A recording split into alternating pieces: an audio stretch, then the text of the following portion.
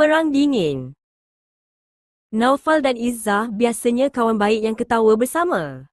Mereka berkongsi pensel warna, berkongsi bekal dan selalu duduk bersebelahan di kelas.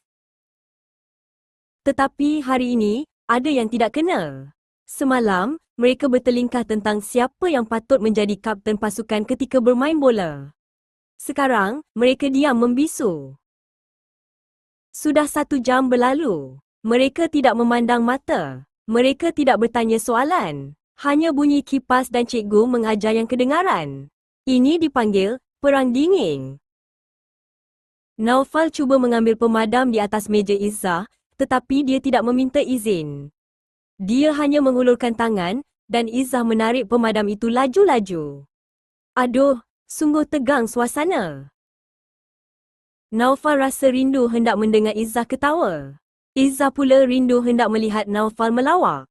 Mereka tahu ini bukan cara yang baik untuk berkawan. Akhirnya, Naufal meletakkan pemadam di tengah meja, di garisan sempadan imajinasi mereka. Izzah, bisiknya perlahan. Maafkan saya. Izzah mengangkat kepala dan melihat Naufal. Dia tersenyum kecil. Saya pun minta maaf, Naufal. Mari kita jadi kawan semula. Mereka ketawa, dan perang dingin itu pun tamat.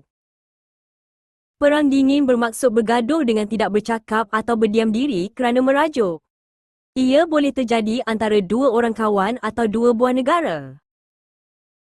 Contoh ayat, perang dingin antara kedua-dua buah negara itu telah berlanjutan selama beberapa tahun.